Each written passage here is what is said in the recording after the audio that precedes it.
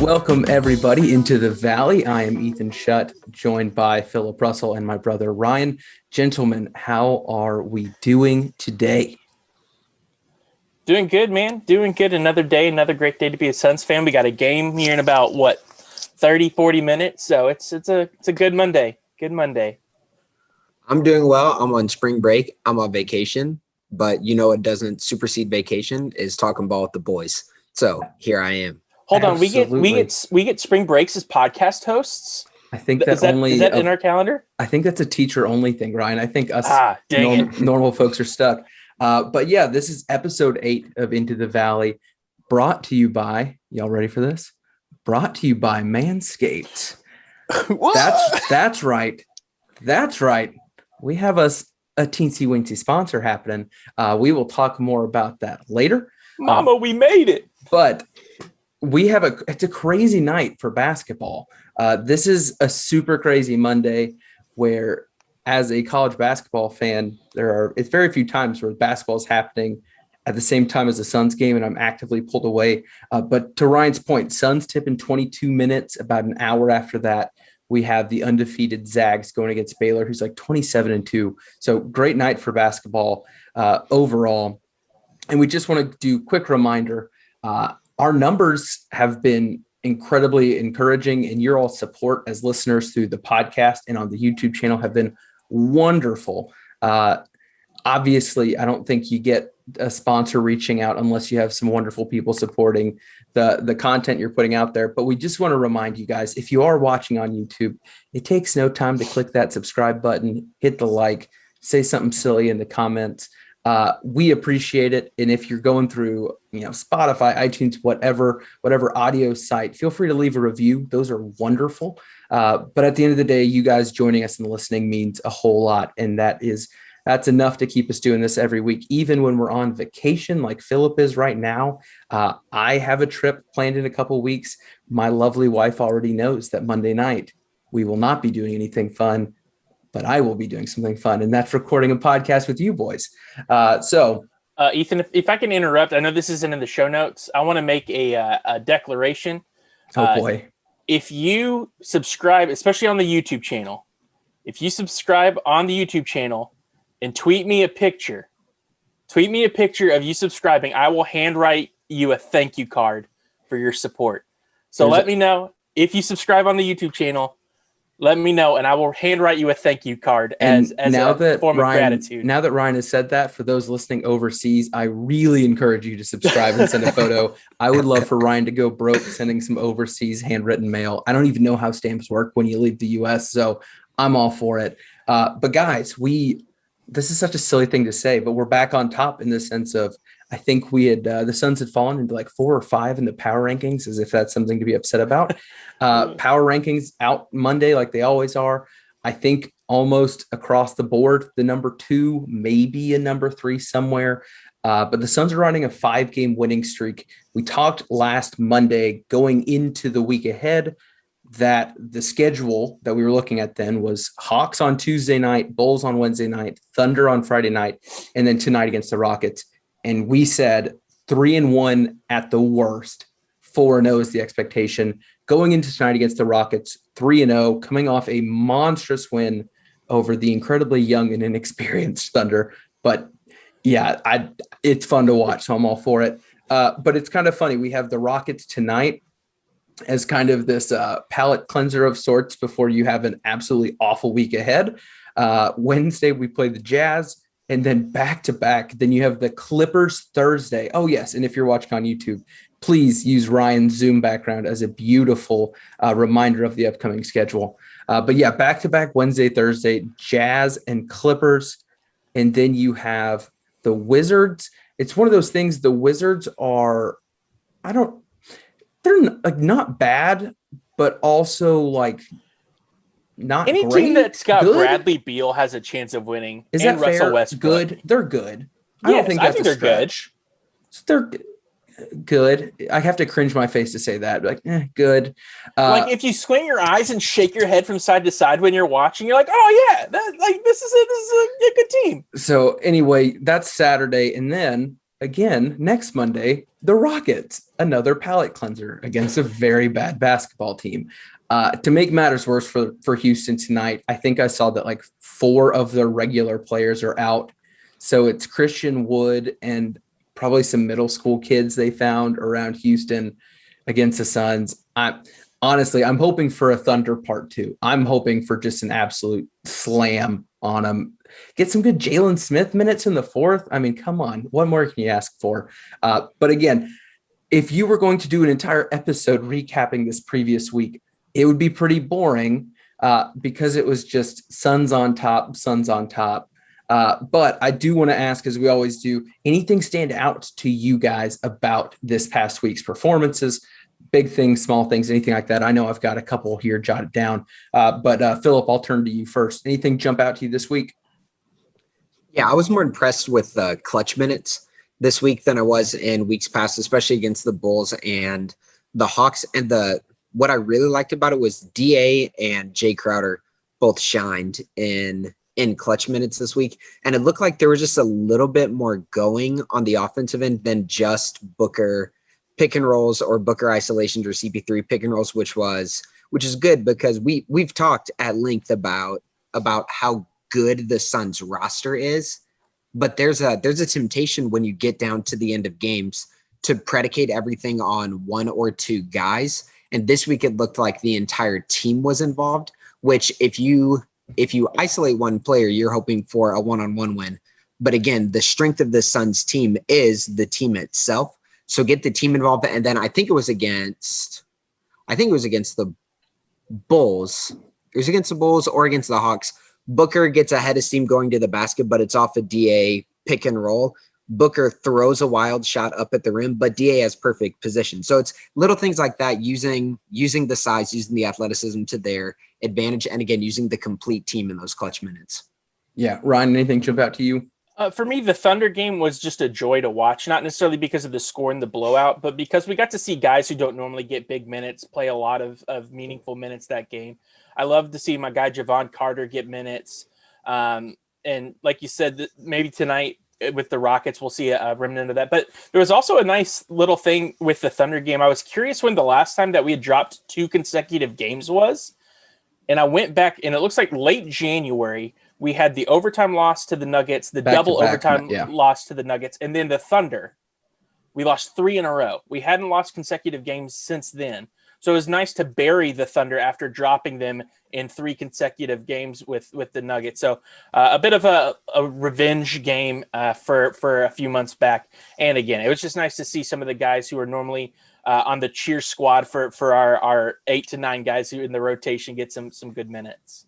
Can we just mention that Ryan Shutt might be the most wholesome NBA podcaster out on the market right now? He starts the episode off with an offer to write people notes if they subscribe to our YouTube channel, and then follows it up with, "Oh man, everybody on the bench got to play against the Thunder." As this I thing loved it, man. This is the most wholesome thing I've ever heard in my life. I am so emotionally attached to so many of our players, and it makes me sad. Like Javon Carter signs his contract extension this summer just to see his minutes dwindle, and I hate that because I think he's a great hustle guy. So I always like to see those guys get their minutes. Hate to see it though. You know what I mean? True. So no, I completely agree. The number one thing that jumped out to me is we're riding a 5-game win streak, and that's great. The West is in flux, more injuries happening. Again, the Jazz kind of returning back to, normal, still very good Jazz, but not the, oh goodness, what record they're going to end up with. So it's nice to see us sticking in that 2 spot. We've talked for so long, how long can this 2 spot last?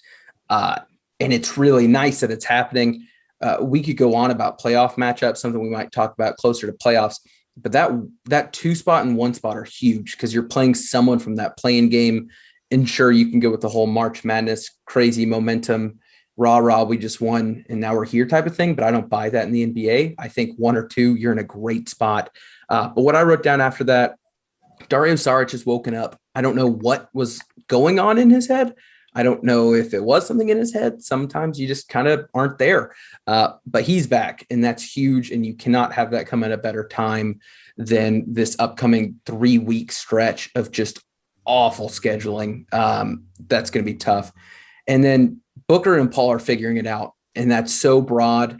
and you could probably do a massive video, every in-depth thing going on, but you can look at the game as a whole, and at the end, you're like, they're figuring it out. Whether that's Monty having less rotations when both of them are on the bench, knowing how to stagger them properly, and then have the proper times to put them both out there when needed.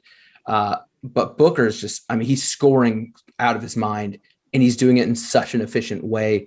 I think I read this week, he's, I think, first in the league in terms of points per touch, something to the extent of when he's getting it, he's scoring, he's doing it efficiently while averaging great shooting marks still. And Chris Paul, even, I mean, he's incredible. Like when he's not scoring and not having his night on that end of things, defensively, he's still doing great. His assisting, his facilitating, his whatever. It's just nice to be reminded that you have those two star players as you're looking at what comes next in the playoffs. So I love it. I'm thrilled. Try not to get too excited. But before we take a very quick break to talk about our ending discussion, which usually is only like a 5-minute quick hitter, we decided to kind of do something a little different, something hopefully not too controversial. After our quick ad break, we are going to be redrafting the 2018 NBA draft. Yes, that draft, the Luka Ayton draft. But we thought it would be a really interesting exercise, as this one draft seems to be the point of contention in so many Suns fans. So stick around, give us just a moment, and we'll talk about that 2018 draft. But it's time, gentlemen. We are absolutely thrilled to talk to you all about our sponsor for this episode and a couple episodes in the future, Manscaped. And support, like I said, for Into the Valley is brought to you by Manscaped, the best in men's below-the-waist grooming. Manscaped offers precision-engineered tools for your family jewels. That's some good rhyming right there. Thank you. They obsess over their technology and products to provide you the best tools for your grooming experience. Manscaped is trusted by over 2 million men worldwide. And 2 million and 3, really. We have an exclusive offer for our listeners, and that is 20% off plus free shipping. So that's like maybe 20+% off. Who knows? And you can get that using the code VALLEY, VALLEY. And I will say, I double check this. Not only is this 20% off of regular priced items, you can go get 20% off of their already run deals they're doing right now. And we will say we were absolutely blessed by their generosity. The folks there sent us a nice little package for our package, if you will. And so now we can suggest that you try out any of their products. Like I said, they're all great quality, but we can personally recommend the Manscaped Perfect Package 3.0. This kit contains their Lawnmower 3.0, their Crop Preserver, their Crop Reviver, and they're throwing in 2 free gifts into their Perfect Package, a pair of high-performance Manscaped boxer briefs, which I cannot show you because they're currently on my body. I believe Philip is also wearing them, and I think Ryan already wore them. So we've all dirty clothes. We've all tested them out. And then on top of that, a travel shed bag to store all of your new grooming goodies. Ryan is now beautifully I feel like a demonstrating. YouTube beauty blogger. You are on the inside, and that's all that matters, I think. But like I said, we have been incredibly impressed with their products. I think that's as much as I need to say, knowing where those products are going. We've been very impressed. But like I said, get 20% off and free shipping with the code VALLEY at manscaped.com. That's 20% off with free shipping at manscaped.com, manscaped.com, using the code VALLEY, VALLEY. Unlock your confidence and always use the right tools for the job with Manscaped. And Ryan already showed it, but for those on YouTube, I want you to see this as well. We have the beautiful The Shed, which is currently holding all of the wonderful goodies they sent us. And this is my favorite thing, and maybe this is incredibly stupid, and I'm going to pretend like the ad is over so I can just speak my mind freely.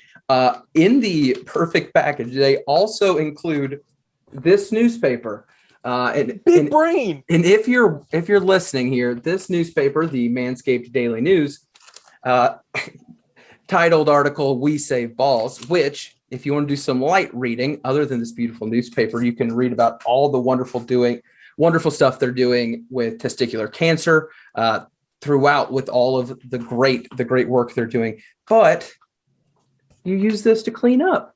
How nice is that? They're smart, man. They know what they're doing. And for you guys that are maybe not needing this, it's some great light reading. I believe the last time I read a full-length book was 5th grade. So it's always good for me to challenge myself with some big words here and there. But again, we appreciate everyone that's supporting us. We really appreciate Manscaped supporting us over this next little bit. If you'd like to support us, like I said, use code VALLEY at manscaped.com. I've already got the body wash and shampoo coming in, so I'll be able to give an updated review come next week. But again, thank you to Manscaped. Thank you to those that are listening. And now back to the show. All right, boys. We know that on Sun's Twitter, there is one topic that will get you blocked by numerous accounts.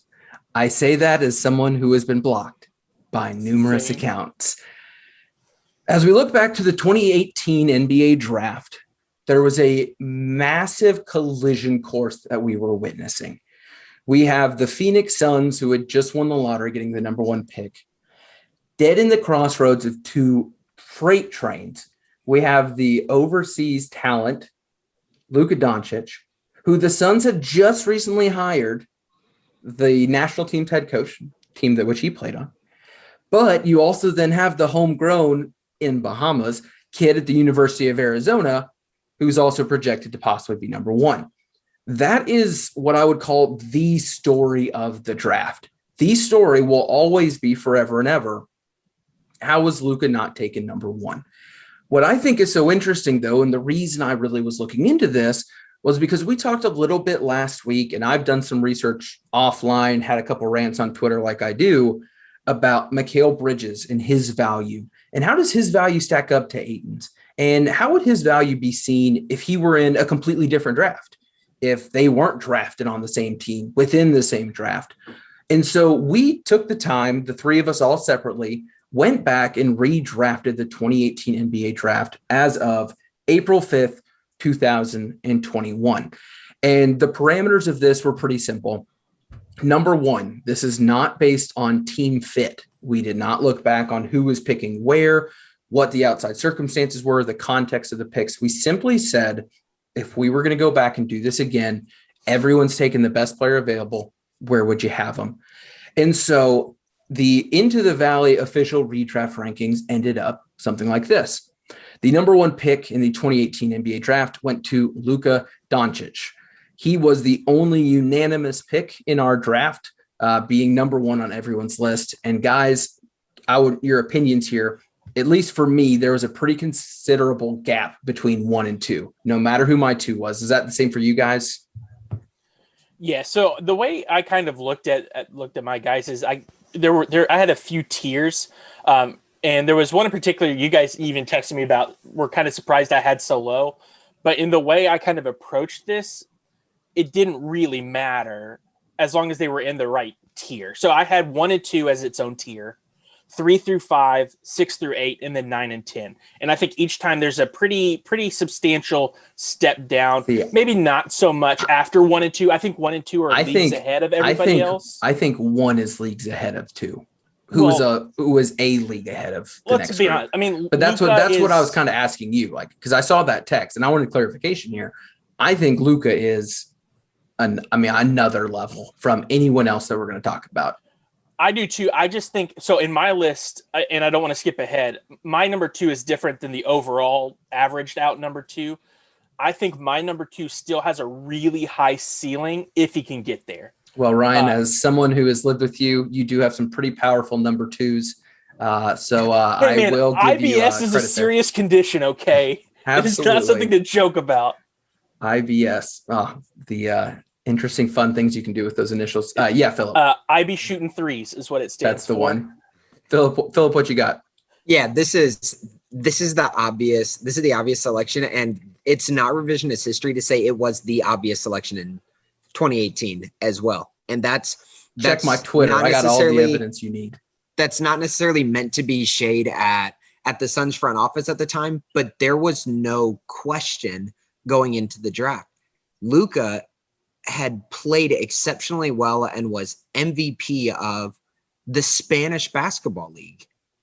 And DeAndre Ayton had done well and had a good season at, where was it, Arizona? With bad I'm defense. not sure. Yeah. I'm not sure how you weigh those two and come away with drafting DeAndre Ayton. If I remember rightly, there were people who were nervous about Booker's ability to play alongside another ball-dominant player like Luka Doncic. And fast forward a few years, and what do we have Booker thriving in? A system with another ball-dominant player. So this was a miss. It will go down as a miss. It doesn't matter how well the Suns are doing this year. They should have Devin Booker and Luka Doncic flanking their front court right now. I think it was Jeezy who said scared money don't make no money. And I really do think this is just a case of the Suns playing their hand too safe. For whatever reason, they had reservations about Luka, which in hindsight is idiotic. I think there are two things, and I don't want to get this too number one overall base, because I think we can learn some stuff from the rest too. The two things that stick out to me are, I think Ryan McDonough realized that he was drafting for his job. And instead of going high risk, high reward, is how I think he viewed Luka for whatever reason. I think part of that comes down to the last time the Suns had two lottery picks in the same draft. It was Dragan Bender at 4, Marquise Chris at 8. So you had the quote unknown European talent blow up in your face, which again, they're not even the same. We don't need to go into that. I think everyone knows that. But yeah, it's a swing and a miss. Everyone knows who the number one overall pick from that draft would be every single time, no matter who's voting.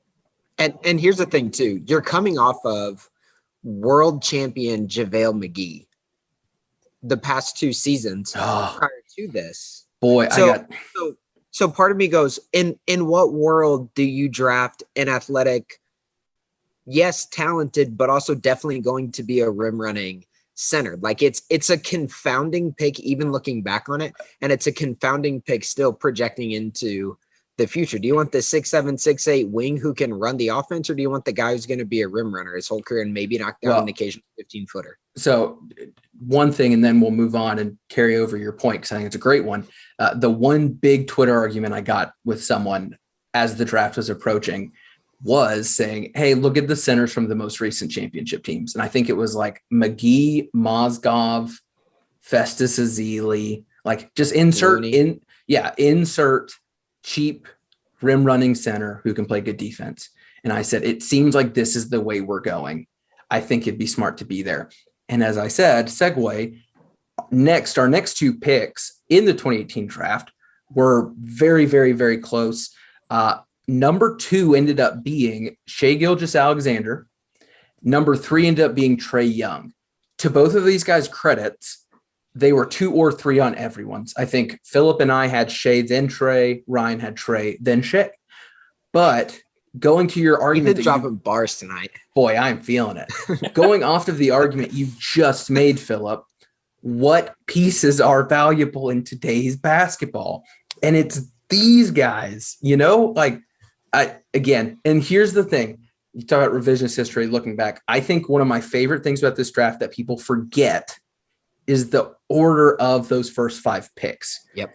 DeAndre Ayton went 1 to the Suns. Everyone remembers that.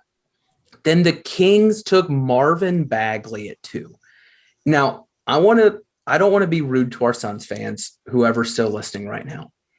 But we're not a part of Kings Twitter. Who knows? Maybe their Reddit's a nasty, nasty place.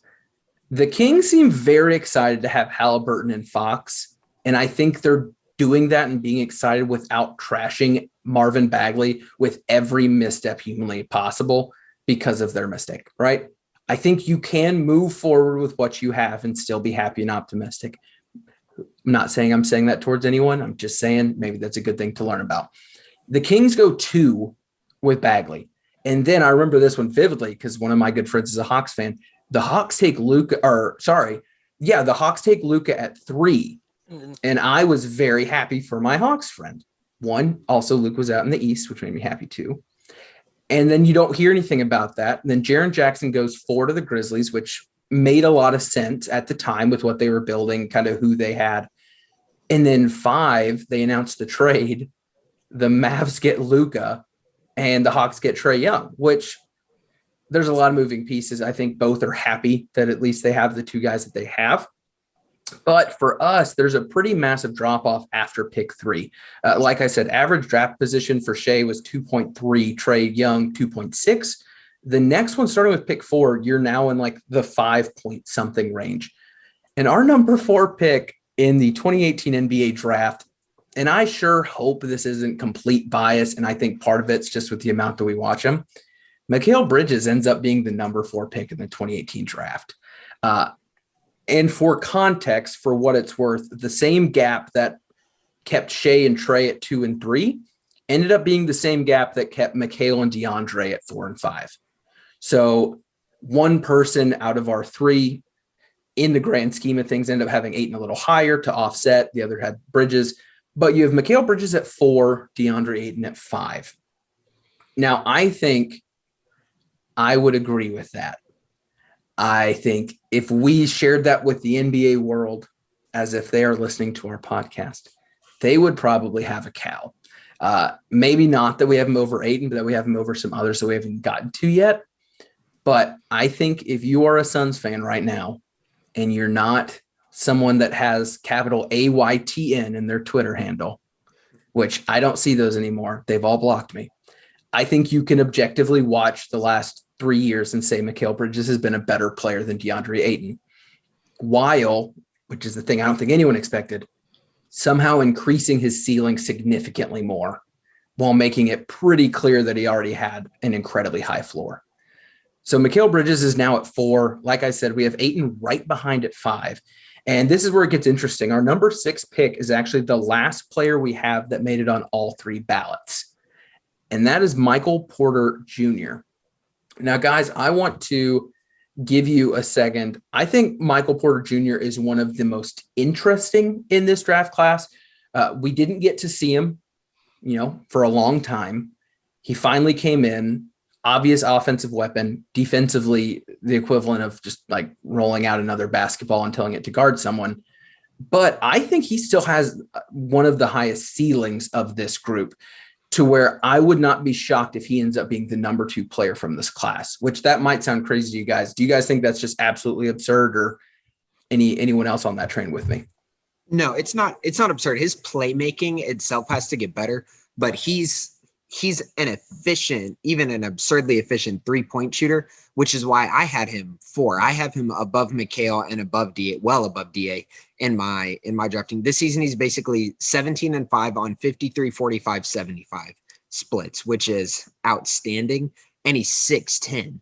He's 6'10" with handle, with playmaking ability. He's on a good team. So if he's on a trash team, his scoring would be inflated anyways. And I think he has a world of potential, and he's in a great situation to maximize it too. And I'll own being the one that brought his score probably down further than it could have been, because I had him at 8 in my redraft. And it's to your point, Ethan, I think just defensively it's not there. So if we were to redraft this again, maybe in another 5 years, my opinion could be completely different. But if we're looking at both sides of the ball, to me, offensively, he's got it. Defensively, he's got a big jump to make if he wants to be like a great two-way player. Yeah. No, your logic is the same that had me put SGA over Trae Young. Trae Young's defense, I mean, his offense is about as elite as it comes to someone at that point in their career. Defensively, not there. Shai Gilgeous-Alexander has it. So I completely get the logic there.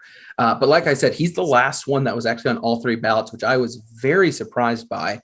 And then at this point, you can't really do average draft position if there's no 3 people to pick from. But I kind of made a point system so we could see who would come next based on the value we put. The next one on the list is Jaron Jackson Jr. going at 7. Philip, I believe he did not make the cut for your top 10. Is that correct? Am I remembering that one right? Yeah, it's just because I would want to see him coming back off of this big knee injury and the knee surgery he has, to make sure he still has the bouncy athleticism, the defensive prowess, the scoring ability at the rim. If that's the case, if he comes back fully healthy, he's probably in the 5, 6, 7 range, maybe even above DA on my rankings. Yeah, he was a incredibly safe, in my opinion, pick going into Memphis. Defensively, he had it figured out already. And the thing that I think could make him better than Ayton in the long run is what he can bring offensively to the modern NBA. which is the confidence shooting the three straight out of college. I mean, I think he's had multiple 4 or 5 3-point games. Like, he's confident with that shot, has good moves around the rim. But to your point, Philip, coming off that injury is tough. At 8, based off of the points, we ended up having Mitchell Robinson, the second round of the draft, second round pick. I'm not quite there yet on that one. Second round pick out of almost Western Kentucky, but not really, going to the Knicks. He is the like built in a lab rim running 5 that you'd want on a championship team, in my opinion. He's going to finish absolutely everything. He's always going to be on a cheap contract, and he's an absolute defensive monster that destroys in the paint. That is like the next, this sounds awful to say, it's like the next JaVale McGee in terms of, if you're building another Warriors type and you have all your money 1 through 4, you need a 5 that's just going to always do what's expected. That's him. 9 ended up being Duncan Robinson. That was inflated by Phillips' high ranking of him, but he's a player that showed that he can be valuable in an NBA Finals and in the playoffs, and has a career. I mean, he's not going anywhere for a long time. Yeah, he's a historic 3-point shooter, and that's basically all you have to say about a kid who's in his 3rd season right now. He's shooting somewhere between 42 and 45% from 3 in a given season.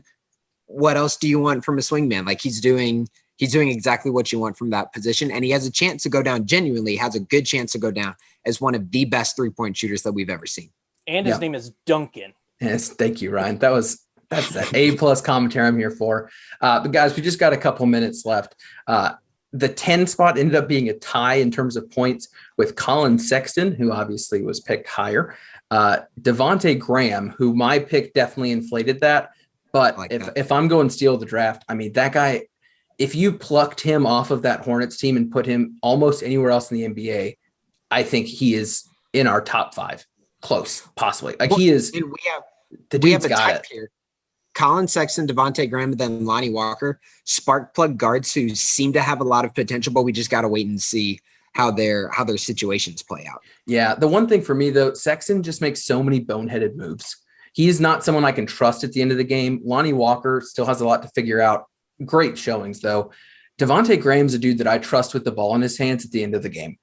And that is a mental trait that if I can get that in someone that young, it's incredible. Part of me wonders, though, if Sexton cleans it up if he's surrounded by a team that isn't the Cleveland Cavaliers post LeBron. You know what I mean? Like, it's such a wasteland there that he hasn't had a whole lot of leadership on the court or off the court. So yeah, I'd put a bit of an asterisk there for sure.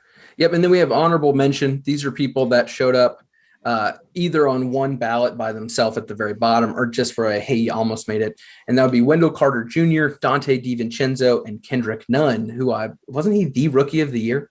Didn't he win the award or get right? Kendrick Nunn. Am I crazy? That seems. You're saying over Luka Doncic? No, because he ended up. Because he was undrafted. Correct. He was undrafted and got picked up.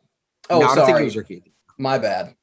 I'm so sorry. He was in the running. He came second. He was in Ja Morant's class and beat Zion because Zion didn't play enough. I knew he was oddly high and not in his correct class. So he was just eligible. He was eligible to be drafted in 2018. Correct. So still impressive. I don't know what he's going to do with the rest of his career, but that's kind of how it looks. And guys, again, just a couple minutes left. I think part of the reason I wanted to do this is because right now, if you're telling me as a Suns fan that you went into that draft with 1 and 13 or 16 or something, and you ended up with 2 of the top 5 guys in that draft, 2 guys that in my opinion are going to be all-star caliber players, incredibly high ceiling, and won't be going anywhere for a long time, or if they're not on your team, are incredibly valuable trade asset, which that just got me blocked by 3 more accounts because I'm obviously talking about Ayton. Again, Wendell Carter was just a part of a huge trade to bring in an all-star. You got to have that. You got to have those pieces to move or to contribute. I think looking back at this draft, it shows a really clear picture now of the redraft, at least, of what the modern NBA is looking for. But again, I wanted to do this for Suns fans that decided to listen along with us to say, life is okay. Like you hear in baseball all the time, you don't need home runs every at bat. You need a lot of singles, you need a few doubles, and maybe the occasional home run or triple to really bring some production. And if you're telling me you went into this draft and, in my opinion, hit probably a double and a triple, you're still doing all right, even if you missed out on that home run. Guys, as we're kind of coming to a close, anything else on this redraft of the 2018 NBA draft? We're not where we are at today in the power rankings with Chris Paul on our team without this draft. And I think this is, of all the failed drafts that we've had over the last decade, this is the one I think that will define where we end up, thanks to two really, really big players. Yeah, the Mikal trade is potentially one of the most important moves in Suns' recent franchise history, because he's a tone setter. He's getting better. He's going to be someone who's going to be a playmaker and an even greater part of the offense as this season and future seasons move forward. And that is an A+ pick. And we'll leave it to Suns fans, and they're crying in their beers about what they think of that DA pick. Well, hey, that's what I was going to say. At the end of the day, you can look back and say this draft, which everyone likes to think about for negative reasons, is a huge positive for where the team has gone. Then you fast forward a draft and you're looking at trading Jarrett Culver for Dario Saric and Cam Johnson. The draft is ending up being something that is redefining the Suns organization in their future, which is such a bright spot when you see that Alex Len, Dragan Bender, and Marquise Chris weren't that long ago. So again, guys, I thought this was fun. Thank you for doing this with me, taking my idea and running with it. We look forward to you guys hopefully listening to this tomorrow morning after a win against the Rockets, knock on wood. But thank you again to Manscaped for sponsoring this episode. I am Ethan Shutt, joined by Philip and Ryan. This is Into the Valley Phoenix Suns podcast. We out.